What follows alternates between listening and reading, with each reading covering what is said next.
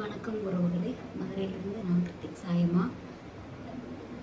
நேற்றுக்கு வீடியோ போடல. இன்றைக்கி வந்துட்டு என்ன பண்ண போகிறோம் அப்படின்னு பார்த்தா பன்னீர் பெப்பர் போட்டு பண்ண போகிறோம். மிளகுத்தூள் ஜீரகத்தூள் போட்டு பன்னீர் வறுவல் ஒன்று, அது மட்டும்தான் பண்ண போகிறோம். அதுக்கு தேவையான பொருள் என்னென்னு பார்த்தீங்கன்னா, பன்னீர் வந்துட்டு ஒரு 100 கிராம் எடுத்து கட் பண்ணி வச்சுருக்கிறேன். கொஞ்சம் கருவேப்பிலை, ஒரு 3 பச்சை மிளகா, குட்டி குட்டி மிளகான்றதுனால 3 மிளகா போட்டிருக்கேன். பெரிய மிளகாய் இருந்தால் 2 மிளகா போதும். ஒரு பெரிய வெங்காயம் நறுக்கி வச்சுருக்கிறேன். கொஞ்சம் மஞ்சள்தூள். இதுக்கு வந்து மிளகுத்தூள், ஜீரகத்தூள், மல்லித்தூள், மிளகாத்தூள், கரம் மசாலா, இது மட்டும்தான் நம்ம போட போகிறோம். இப்போ வந்து பாத்திரத்தை வச்சு எண்ணெய் ஊற்றியாச்சு. நான் வீடியோ ஆன் பண்ணுறதுக்கு முன்னாடியே பண்ணிவிட்டேன், எண்ணெய் ஊற்றிட்டேன். அதான் சரி சொல்லிடுவோன்ட்டு சொல்கிறேன். பாத்திரத்தை வச்சு எண்ணெய் ஊற்றியாச்சு. இப்போ இதில் வந்துட்டு நம்ம வெங்காயத்தை போட்டுருவோம்.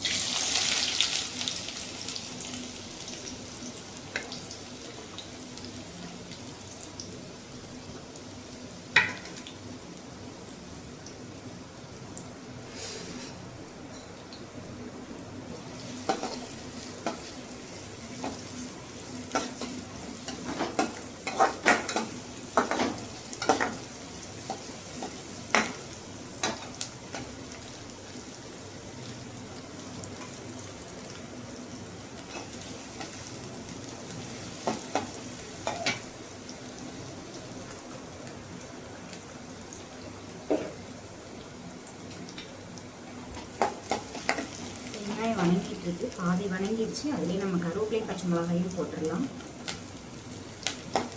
போட்டு நல்லா வணக்கி விட்டுட்டு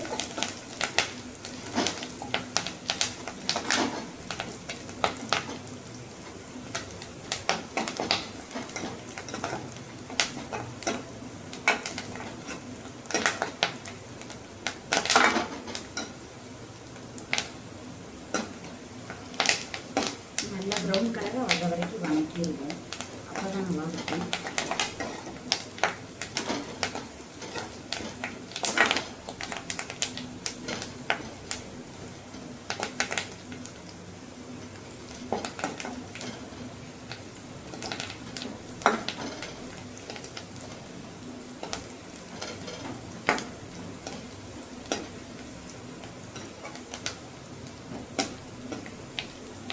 வெங்காயம் நல்லா வணங்கிடுச்சு. இப்போ இந்த ஸ்டேஜ் வந்து நம்ம மிளகுத்தூள், சீரகத்தூள் எல்லாம் போட்டுருவோம். கொஞ்சம் மஞ்சள் பொடி 1/4 ஸ்பூன் போட்டுக்கலாம்.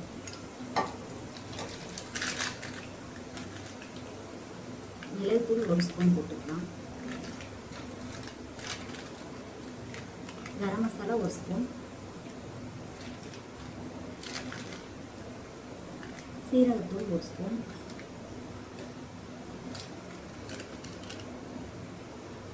மல்லித்தூள் 1 ஸ்பூன்,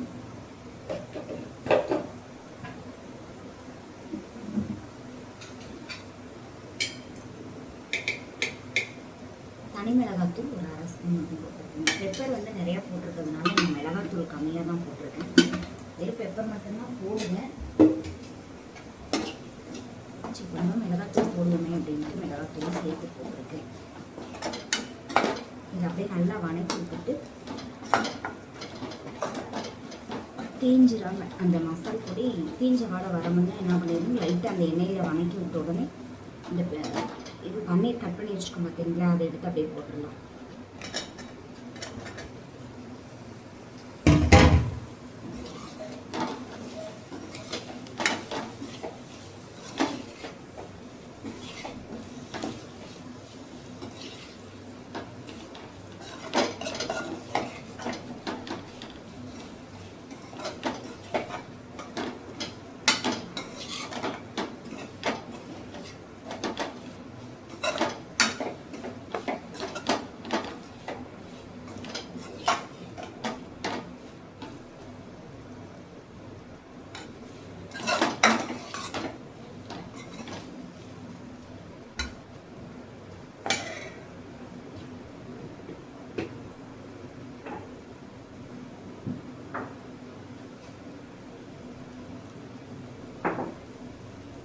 தேவையான அளவு உப்பு போட்டு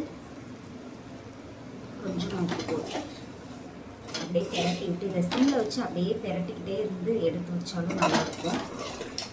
லைட்டாக தண்ணி விட்டு கொஞ்சமாக இந்த கிரேவி மாதிரி பெரட்டி சாதத்தில் போட்டு பெரட்டி சாப்பிட்ற மாதிரி கொஞ்சமாக தண்ணி விட்டு கொஞ்சம் கிரேவி மாதிரி வந்தோடனே அந்த மாதிரி எடுத்து சாப்பிட்டாலும் நல்லாயிருக்கும். இப்படியும் பண்ணலாம். அப்படியே கொஞ்சம் தண்ணி விட்டு கொஞ்சம் லைட்டாக கிரேவி பதத்தையும் பண்ணலாம். அதுவும் நல்லாயிருக்கும். இப்படி பண்ணாலும் நல்லாயிருக்கும். இதுவே எண்ணெயில் வந்து நல்லா பொரிச்சிட்டு எண்ணெயில் போட்டு பொரிச்சு எடுத்து அந்த கிரேவி பதத்துக்கு அந்த இதில் சேர்த்து பண்ணாலும் நல்லாயிருக்கும்.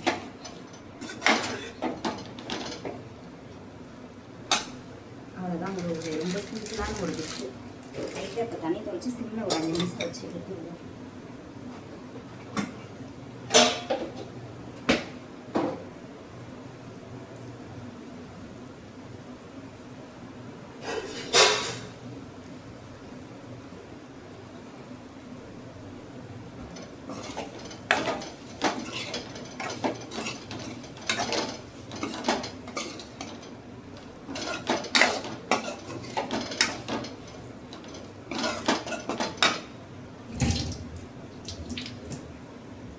ஒரு கைக்கு தண்ணி போட்டு பொடிச்சு விட்டு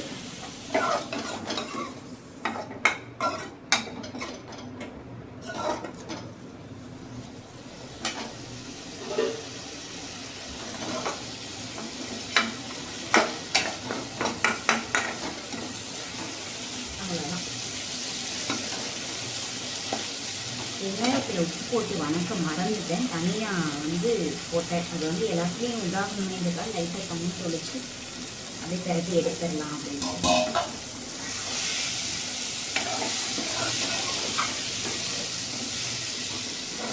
அப்படியே சிம்மில் வச்சுருக்கேன்.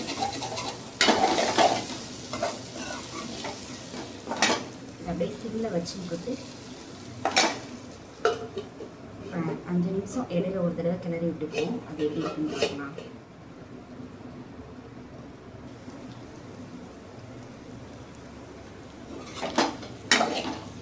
அவ்வளோதான்.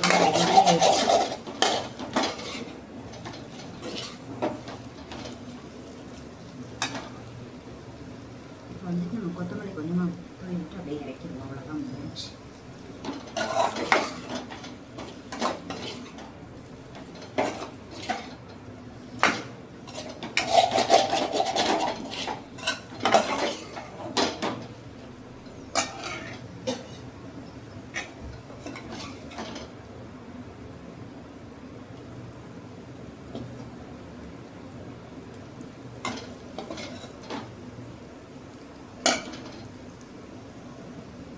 அவ்வளோதான். ஒரு பன்னீர் பெப்பர் போட்டு பண்ணது ரெடி ஆயிடுச்சு. மிளகுத்தூள், ஜீரகத்தூள், மல்லித்தூள் இதெல்லாம் போட்டு பண்ணியிருக்கு.